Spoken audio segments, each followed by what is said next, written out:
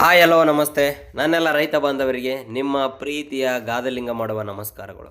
So ಇವತ್ತಿನ ವಿಡಿಯೋದಲ್ಲಿ ನಾವು ಏನೇನು ಮಾಡಿದ್ವಿ ಅಂತ ಸಂಪೂರ್ಣ ತಿಳಿಸ್ಕೊಡ್ತೇನೆ. ಹಾಗೂ ನಮ್ಮ ಕಣದಲ್ಲಿ ಡಬಲ್ ಪತ್ರಿವನ್ ಮಾರಾಟ ಆಗಿದ್ದಾವೆ, ಯಾವ ರೀತಿ ಮಾರಾಟ ಆಗಿದ್ದಾವೆ ಅಂತ ತಿಳಿಸ್ಕೊಡ್ತೇನೆ.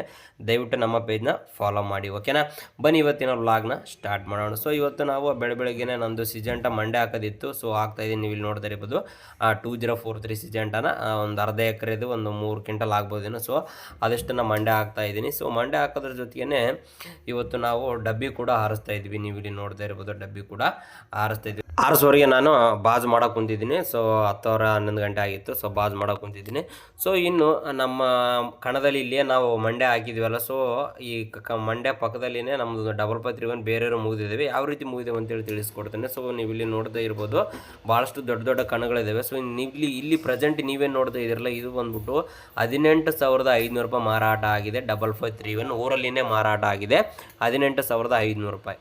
ಓಕೆ, ಇನ್ನು ಪಕ್ಕದಲ್ಲಿರ್ತಕ್ಕಂಥ ಮಂಡ್ಯ ಐತಿ ಇನ್ನೊಂದು ಡಬಲ್ 531, ಇದು ಕೂಡ 18,500 ರೂಪಾಯಿಗೆ ಮಾರಾಟ ಆಗಿದೆ. ಡಬಲ್ 531 ನೀವು ಇಲ್ಲಿ ನೋಡ್ತಾ ಇದ್ದೀರಲ್ಲ, ಇದು ಕೂಡ 18,500 ರೂಪಾಯಿ ಕೂಡ ಮಾರಾಟ ಆಗಿದೆ.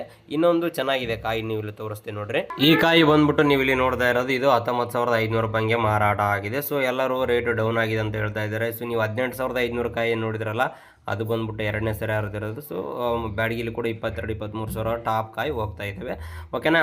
ಸೊ ಊರಲ್ಲಿ ಕೂಡ ಈ ರೇಟು ಮಾರಾಟ ಆಗ್ತಾ ಇದೆ. ಇದಿಷ್ಟು ಇವತ್ತಿನ ಆಗಿದ್ದು. ದಯವಿಟ್ಟು ಪೇಜ್ನ ಫಾಲೋ ಮಾಡಿ. ಧನ್ಯವಾದಗಳು.